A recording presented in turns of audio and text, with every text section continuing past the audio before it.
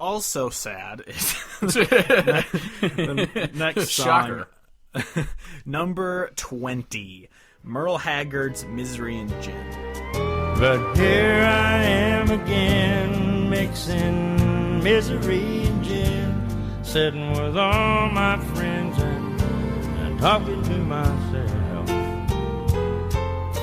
I look like I'm having a good time, but any fool can tell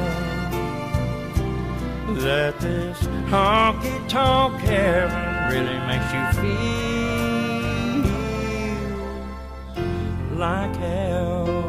I don't even know who Merle Haggard is, though. He is this guy. He had like this one hit song one time. Is he related to Jimmy Haggard, the guy who does the Sam Hunt covers? Yes, it's his son. Oh, okay. No, but this I wanted to include a Merle song because he's got a bunch of different songs that are sad in various degrees.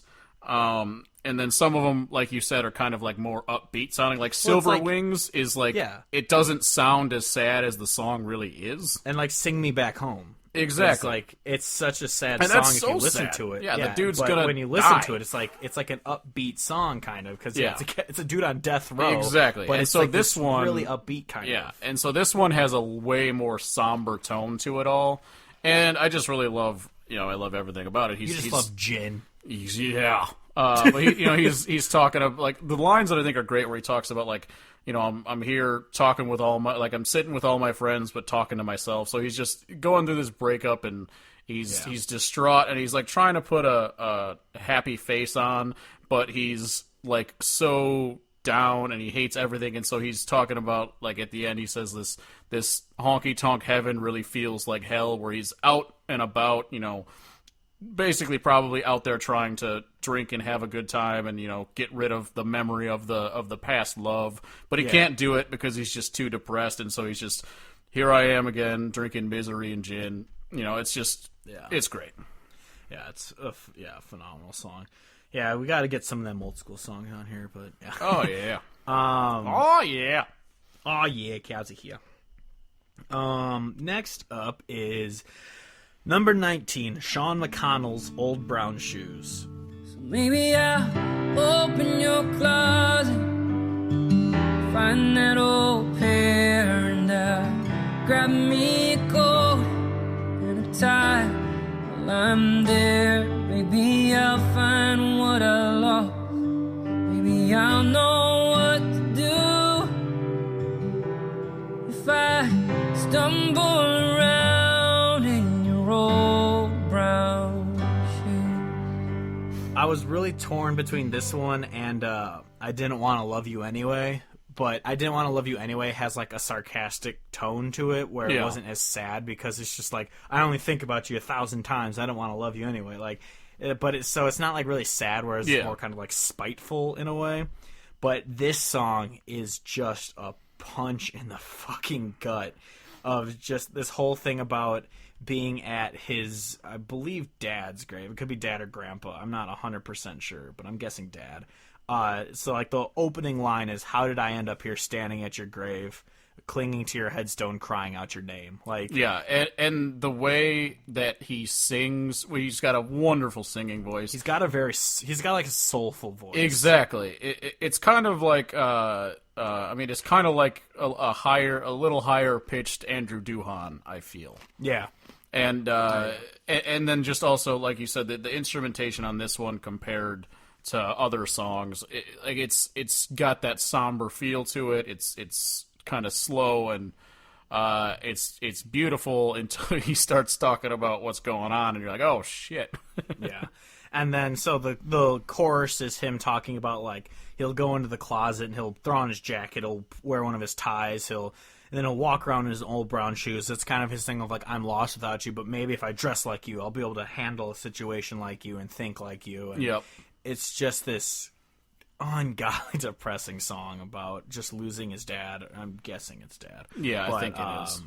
Yeah, and it's so, and then there's just this long outro of just this beautiful like piano solo, and it's Such a gorgeous song. I love. Sean McConnell is one of like the most underrated people in country music. Like most people don't really know who he is. He's written for like Wade Bowen and others, but his music is so good. And especially because he's got like I don't know how many albums, but he's got a couple, 4 or 5. He's got a good chunk of music out there. He's really, really good. I also was thinking of Maybe You Can Love Me Anyway, but that's more of kind of a love song than a sad song. But I do love that one as well. Oh, yeah. Next up is number 18, Keith Whitley's Don't Close Your Eyes. Don't close your eyes, let it be me. Don't pretend it's him in some fantasy. Darling, just once, let yesterday go, and you'll find more love than you've ever known. Just hold me tight when you love me tonight, and don't close your eyes. Keith Whitley is one of those dudes that probably would have been an all-time legend if he wouldn't have died, because the short career that he had and the amount of great songs, and when I listen to him, Sayers of country music. Well, yeah, and when I listen to him, I hear very strong similarities to Merle, which is probably why I like him so much. But he's got a tremendous voice, and it's so stone cold country in every way. And so this song, he's got a bunch of really sad songs. So I chose this one to go with because it's probably my favorite of his songs. And so it's really depressing because it's the situation where I want to say it's him and his wife who's cheating on him, or it's his girlfriend who's cheating on him, because it could be that he's the one that being the cheaty with a girl and she's actually married. It could be that, but I don't think it is. But he's basically saying like they're in bed together, and he's just saying like, don't close your eyes and pretend that it's him with you, and don't think about him. I swear, if you just stay with me, like keep your eyes open, focus on. If you just stay with me, you'll see more love than you've ever known. And he's just basically like pleading with her. Yeah. Like, don't leave me right now. You can know more than you've ever imagined. Just like be here with me. And she's just like being distant, and he's just kind of like pleading for something to exist as it's like fading away before his eyes. And it's just a really beautiful song, and I love it. Yeah, I'm trying to think which album it was. Chris Young actually covered this song. Oh, really? It was really good, because that was actually the no, it wasn't Neon. I can't remember which album it was, or maybe it was just a live recording somewhere, but yeah, he recorded it, and it was really good, and that was actually the first time I'd ever heard the song. I heard it obviously later when I was listening to Keith Whitley, but I don't know what album it was on. It definitely wasn't on his newest one, because his newest album sucks balls. I don't know which album it was, but yeah, he did a cover of Don't Close Your Eyes, and it was super. I mean, I might have just watched it. He did it on like the Opry stage at once, so he's got a good voice for it. That's for sure. But yeah. So the Chris Young cover is really good. But obviously, Keith Whitley's the legend for it. But yeah, he's bad fella. But yeah, and then also I have it saved. I don't listen to it as much as the Keith Whitley one, but Jake Worthington covered it when he was on The Voice, and that was actually a really good cover too, because Jake Worthington also has a phenomenal voice. And then also Josh Ward does Between an Old Memory and Me, which is a Keith Whitley song, and his version is tremendous. I listen to it all the time. Yeah, definitely. That one I actually didn't know was a Keith Whitley song when I first heard it. He does it so well. Yeah, I don't know too much about Keith Whitley. All I know is he's dead, and he has a bunch of really good songs. Well, that's the thing. He died so early, though, that it doesn't have like that much.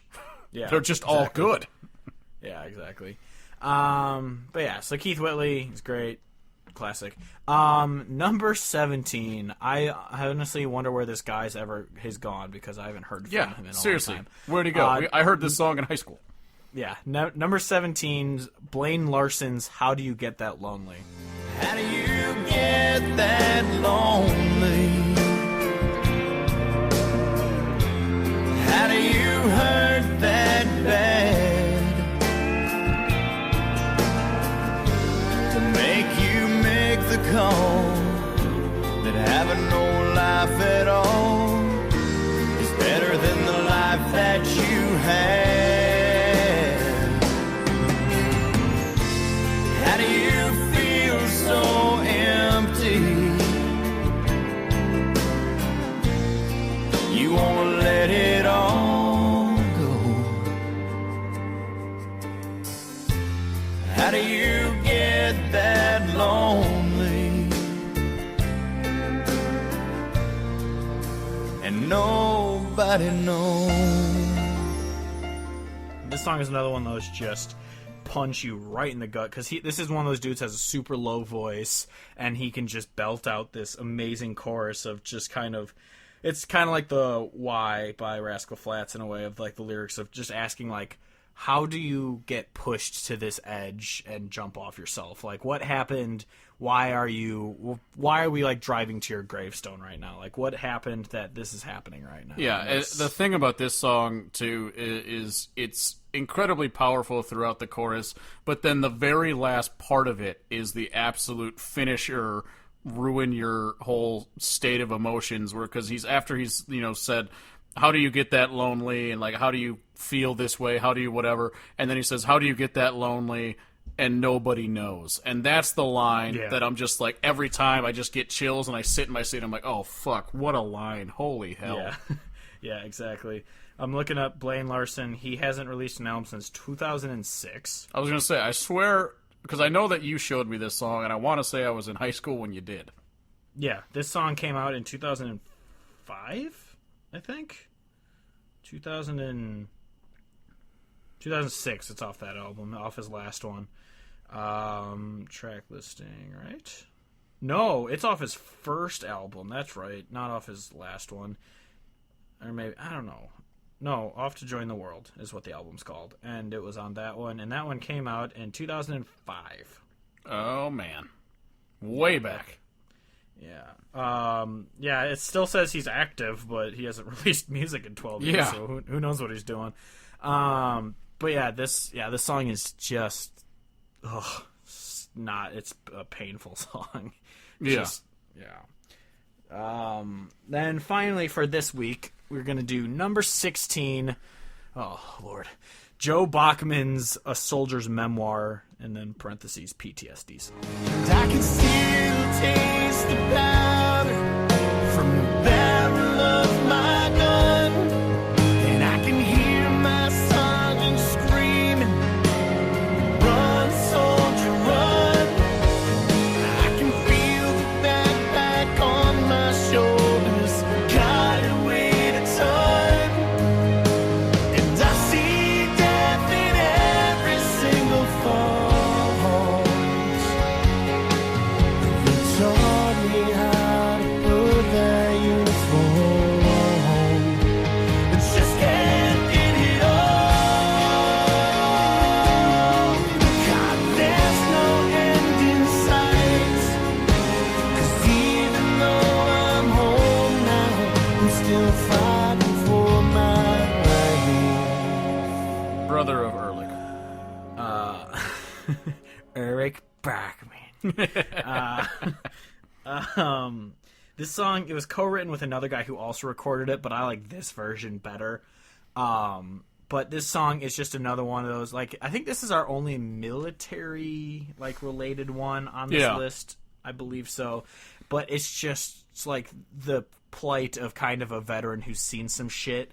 Like, there's the chorus of, like, when they lit off the fireworks, I almost hit the floor or whatever, because you think it's explosions and stuff. And I still remember seeing this picture online once of, like, at some sporting event, some girl went under the bleachers and was doing, like, covering her ears and looking at the floor because the fireworks were going off, and she was in her uniform and, like, she couldn't handle it. And it's just like, holy shit, that's difficult. And just the line of, they taught me how to put this uniform on, they didn't teach me how to take it off. Yeah. I think exactly I just can't get it off or whatever. Like it's just it's such like a painful like thing of if anyone's a veteran, thank God for your service, but it's such a just a emotionally just a painful fucking song about just coming home after seeing some shit. It's one of those things for for me and for you and for all of us who have no frame of reference to even understand. It's like, to me, I feel like it's that much more powerful to hear a song like this and be like, I can't even understand what that's like, pain. And it's amazing. Yeah, it's such a good song. It's unbelievable. And yeah, this one I knew instantly when we were thinking of this episode. I was just like, that one is going to be on there somewhere. I don't know how high on my list because there are songs I listen to more than this one. But when this one comes on, I listen to it every single time because it's just such a beautifully written song. Yeah, and this is another great instance of why I love when we do lists like this that are kind of random and we can pull from anywhere, because I totally forgot about it, and then when it was on the list I'm like, oh shit, great song. It's painful. It's good. But yeah, so that's it for this week. Next week we'll continue 15 through 6 part 2 of Depression. Yeah, I remember when I first texted you about this, you're like, should we do 3 weeks in a row of depressing songs? I'm like, probably shouldn't, but I want to because these songs... we're going to anyway. Because as we've said on pretty much every single episode, is the sad songs are the best songs because they're the most emotionally... They're invested in, like... You can tell when an artist is feeling the songs that they're writing. Yeah, all I'm going to say... Anyone can write a shitty drinking song and be like... all I'm going to say is after we do these 3 weeks of songs, I dare anyone to be like, but instead of any of those 25 songs, I'd rather listen to this beer drinking song all the time. Like, no! Yeah. Fuck you. These are better.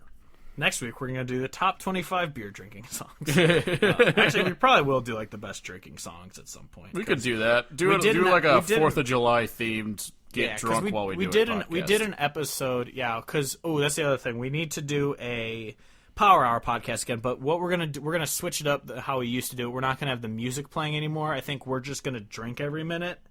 And so you can play along, and we'll have maybe like a beep every minute or something. So if you're playing live, or if you're listening live, you can play with, or you can just do it later when it's recorded. Because I don't know, maybe we'll do music again. We don't know. But the last episode we had people over, and it wasn't really a podcast anymore. It was more of just it was just Power Hour. Yeah, and it was just us hanging out and then drinking, and then it just happened to be recording. And Yeah, so we're gonna try and keep it more kind of how an episode like this would go, but we're gonna do Power Hour during it. But yeah, because we did if you've been listening since the start, you're a liar because you haven't been. But I don't believe you. We did a drinking songs episode like week 2, I think. Like the second episode, we did one about drinking songs, but that was before we had any idea what we were doing with this podcast. Oh yeah. So we're definitely gonna have to do a drinking song. And I was still in the swear zone back then too. Not as much as Eric Church episode. That never forget. That was. I mean, we swear a lot, but holy shit, that was. I'm honestly amazed how I even did that because like I've gotten to the point now where I don't really have to think about it. I just try not to say fuck every other word, which is not that hard. But I'm like, wow, I averaged it was like over 1 a minute. I don't know how I did it. Yeah, so I don't even talk the whole time. Yeah. So that's it for this week. I guess you tweet us what songs you like. Unless you have our numbers, then text us. Maybe not. Yeah. Some of you do.